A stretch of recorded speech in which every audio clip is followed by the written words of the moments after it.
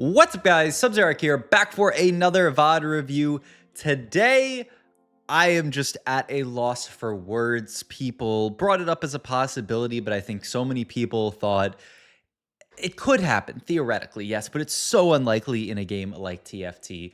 Wasianiverson won day 3 of the Demacia Cup, which means he is the first player ever, and maybe the last, honestly, I don't know if we will ever see this again, to win all 3 cups in a region. First place at Truman Cup, first place at Bilgewater Cup, first place at Demacia Cup. I mean, I remember last set when we were talking about people like Soju and Casey Double making it to final day of all 3 cups, and we were like, that's crazy consistency, making top 8 of 3 cups, and Wasianiverson just blows it all away, wins all 3 cups. The winner of each cup goes to World, and so Wasian's going to World 3 times. No, he's going to Worlds, and then the other slots are getting allocated to regionals, which is crazy. So I thought we must do a VOD review of Wasianiverson. There's some other players who played really interesting games, but I mean, Wasian, I mean, he, like I said, I mean, this is an unbelievable run of games. All right, just want to pause there to get back to passive Ionia, which is Spirit's a very, very solid one. So definitely one that we could consider if we are playing towards Ionia. But yeah, I mean, this level of consistency, I mean, we've never seen this. We've seen people like Iron Bog win multiple cups last set, but not even 2 in a row, and certainly not 3. We've seen people like Soju make triple final lobbies, but I mean, to win all 3, I mean, one just goes to show that the game is all skill, basically. Like, I mean, it is crazy, though. It's crazy in a game like TFT. It really just shows how much skill expression does exist in the game. I think a lot of people, think of TFT as a game where there's certainly a good bit of skill expression, but at the end of the day, sometimes you low roll, sometimes there's nothing you can do, and sometimes it's just not your tournament. And while that is true to some degree, if you are just him, if you are just an absolute beast, you can have a level of dominance, a level of control over the RNG that allows you to win 3 tournaments in a row. I mean, it's crazy. All right, we start off here with a pretty nothing opener, honestly.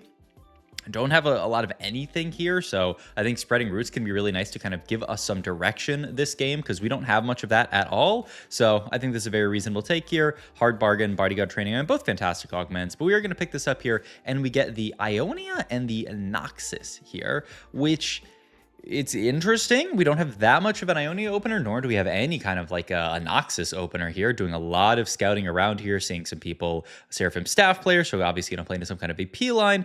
There's someone with Infinity Force augment who is going to certainly play into very likely Slayers, could be Warwick as well. But so far, Wasian spot, it's interesting. And we do actually hit the Sona upgrade and the Blitz upgrade. So now we kind of have an opener, but it doesn't really pair up with our emblems whatsoever. So it's gonna get interesting, gonna get even more interesting when we pick up this Anivia too. So our opener, yeah, actually looking pretty juicy. Wasian very, very diligent here, saying, do I have good odds of win streaking if I do level for this Anivia here? Like, is it consequential enough that I should level here? Like, will I potentially be able to 5 streak in this spot? And he does at the end of the day opt to level here. I wonder why he did slam Noxus spat onto the Anivia there, because it's pretty good stats. I'm kind of surprised he doesn't just double slam both onto the Sona here, but maybe he's thinking of slamming something out of Sword onto this Sona, doesn't want to have to end up like wasting a remover on it, something like that. I guess we will see where his items go from here. But yeah, I mean, it's a weird spot. We have all these upgrades. We have a great opener, but the main thing that we need to figure out is, what are we actually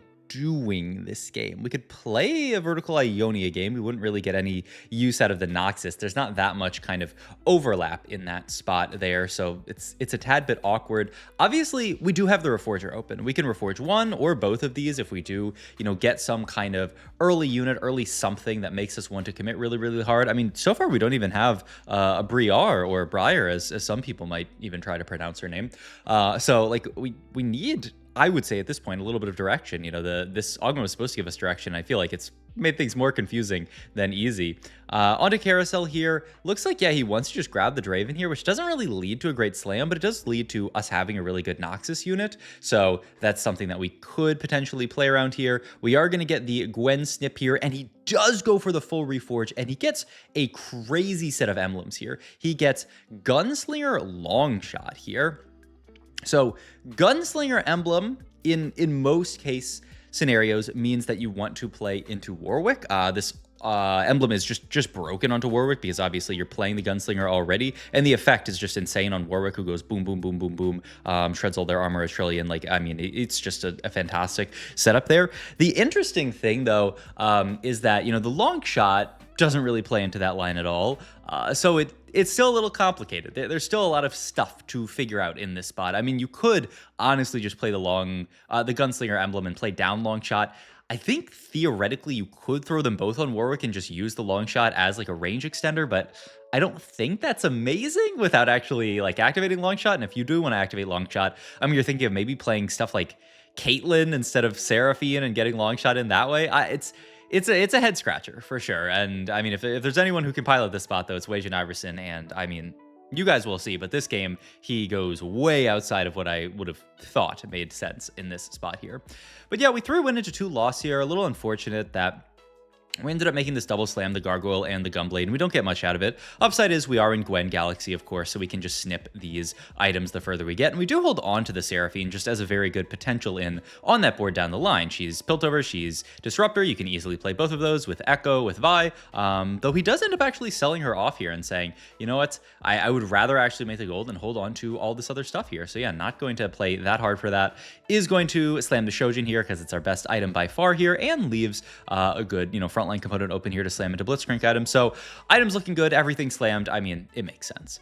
We see Marcel P here, who has a Gwynsu slammed and a Jinx, so it's a little bit scary, right? This is a line that you don't want to be super contested on, just because obviously each person who unlocks Warwick is guaranteed pulling a Warwick out of the pool, so it makes it a little bit harder to hit. Even stuff like hitting a Jinx too is really, really consequential for this comp. A lot of people have realized this is not even so much a Warwick comp, it's a Warwick and Jinx comp, and Jinx does so much of the carrying in this comp, and if you can't make it to Jinx too, your life's gonna suck a little bit. All right, second AUG here, Prob not high voltage, plot armor seems solid enough. Ascension, I mean, they've buffed it, and yeah, he is actually looking at it pretty aggressively here. I guess it should be pretty good in this comp. Your Jinx ramps up and then goes kind of crazy with it. Yeah, actually, Ascension sounds really, really nice here. He does also see Care Package, which he has a great pickup.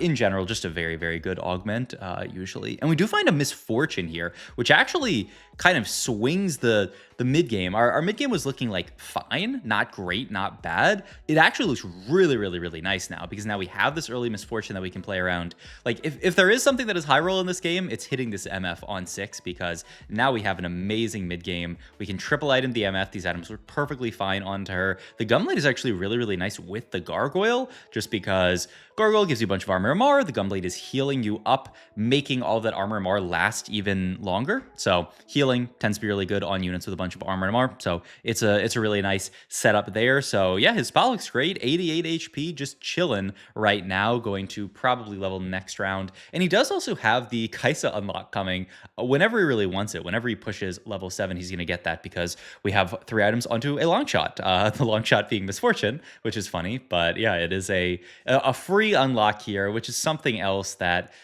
exists as an option, but obviously, you know, Gunslinger emblem then kind of has to be accounted for, and you have to figure out what kind of board you want to play, or just, you know, play down an emblem, which obviously doesn't seem great. So we'll see here. And we do also have to keep eyes on Mr. P here, Marcel, see how hard he is actually contesting us in the Warwick, because Gunslinger Spat, like I said, it's broken on Warwick. It's like a -1 delta, something like that. So it's very, very good. But like I said, if you end up in a spot where you're super contested, do you still want to play that? We will see what Mr. Iverson wants to do here. We are going to level up, get our next item here. I wonder if you just don't even slam the Nashor's here just to save a snippy snip. Yeah, I think he is going to save the... he's thinking about doing something. Yeah, okay, he is going to save the snip here, just because, like... no, he's going to slam it. Okay. He's like, you know what? I might have to burn a snip down the line. But honestly, it'll just be like removers and snips, because we're going to double snip very likely this game. Reforge our tank items, make good stuff. Reforge our damage items, make good stuff. And so it actually honestly doesn't even save a snip here. So kind of chill.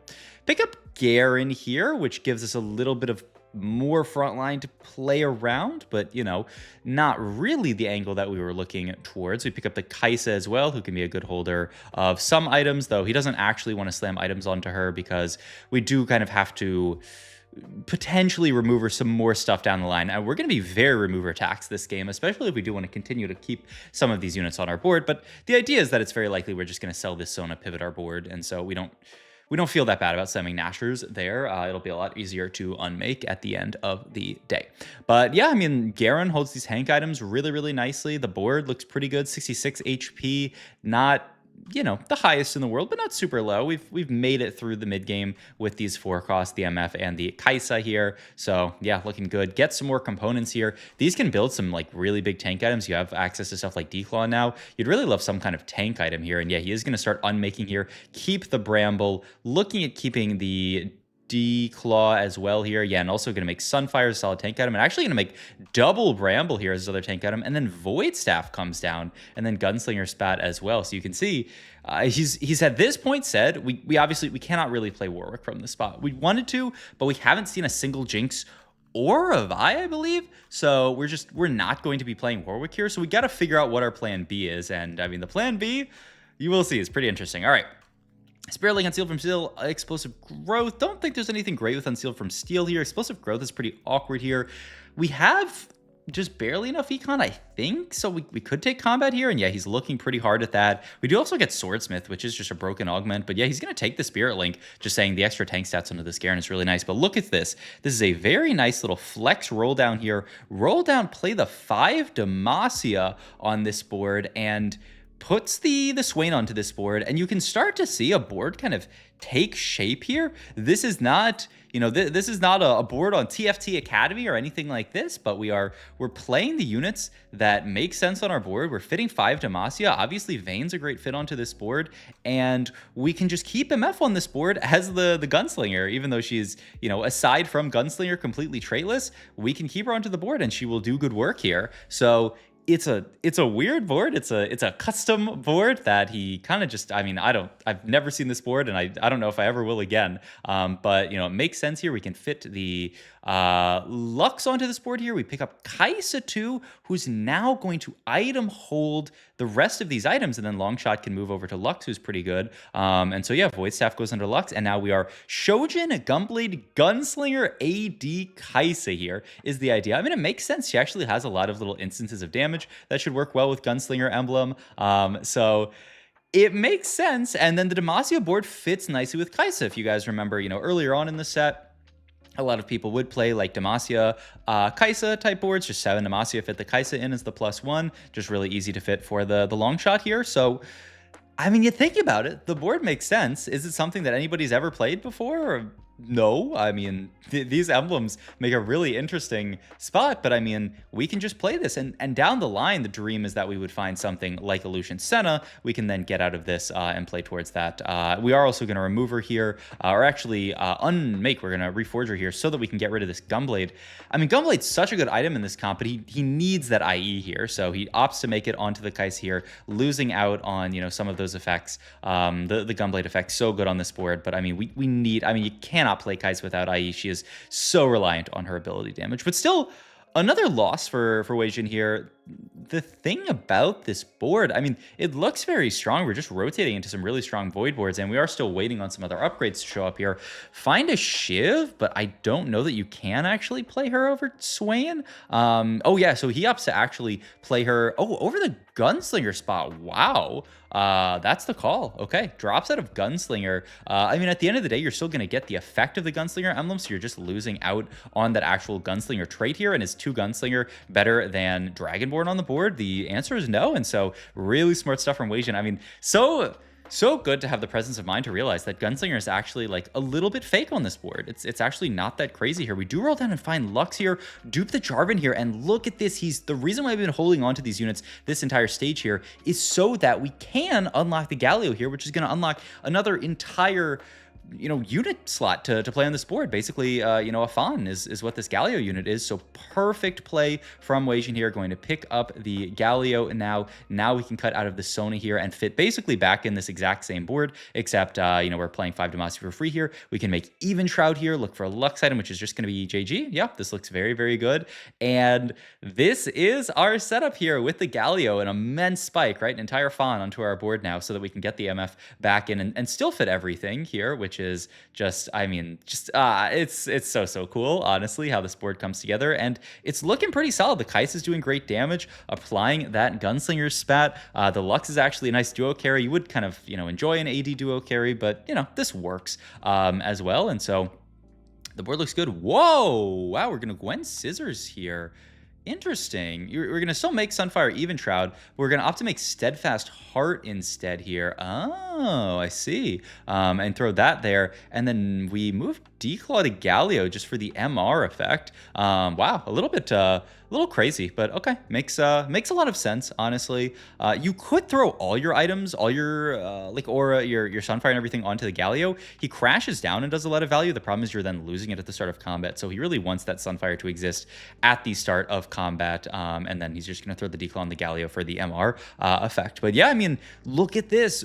Our board was looking so weak earlier in the game, but we've started just winning every single fight. We're on a 3 streak here, rotating into some really strong boards, and we still don't even have the Swain to. At least the Swain is getting cast off with these items here, but I mean, still some scary boards out there. Rotate into this Slayers board from Michael here, so we take a bit of a loss, but the upside is, look at this lobby HP, man. There are 4 people who are 11 HP or lower, and one of them, Marcel P, ends up losing here. It's funny, actually. I think Marcel didn't end up playing Warwick as well. You know, you would have thought that this game would actually be a 2-way Warwick contest with both people wanting to play it, but actually, I think neither player ended up playing it, which is pretty funny here.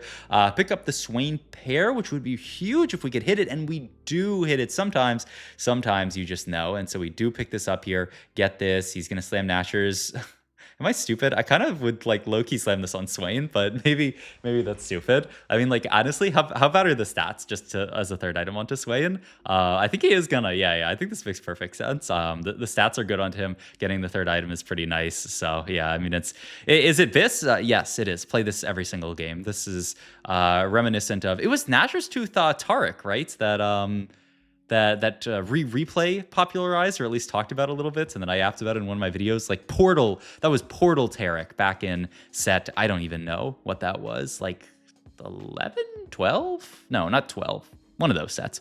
But yeah, down to 20 HP here still. Daywatch Unington, 1 life here, so we're just kind of hoping for these guys to die. We are on the way to 9, and we're not going to die this round, but it is going to be a little bit sketchy. We rotate into the horrifying Capped Ionia board here, and that set 2 looks huge, but we do at least lock in our top 4, which is very, very nice. Holding on to this Taric here as a potential level 9 is just a good unit to play on this type of board, and that'll basically be our cap. There is much, I mean, obviously the Lucian Senna, like we talked about as well, would be a huge in here, but we're not going to have much gold to roll. We're just going to have to pray to Papa Mort Dog that we can pick it up here. Last item here for either Galio or Swain. We do actually pick up the Taric and the Lucian Senna. Wow, this is huge here. Really, really nice. We could move the Nashers and then just put a real tank item onto Swain here, and then just Nashers, yeah, solid enough onto Lucian Senna. Get her casting, get her doing all that stuff. Really want Garen to be in a spot where he eats aggro from these big guys. We don't actually really get it. There's a lot of scary stuff flying on the left side of our board, and Arkaisa does get hit by Fiddlesticks here. So scary fight. Garen taking a long time. Can we out damage this board? No. There's just not enough DPS to kill everything. The Slayers board is still very good, but Dewa drops, and it actually is a top 3 for Wasianiverson. I mean, this game was just, I think this game is a perfect encapsulation of why Wasianiverson has the edge he does, because he custom combos, creates a board that I've never seen before, that nobody's ever played before, works perfectly, gives him a top 3, and you know, oftentimes in tournaments like this, that's exactly what you need to make it to check or to final lobby. And yeah, just a beautifully played game from Wasianiverson. Perfect. I mean, his augment selections, items, everything. I mean, he's just a beast. So I hope you guys enjoyed this video. If you did, please like, comment, and subscribe. Check out my Twitch and Medify. All my links up below, and I'll see you guys in the next video. Thanks for watching, as always.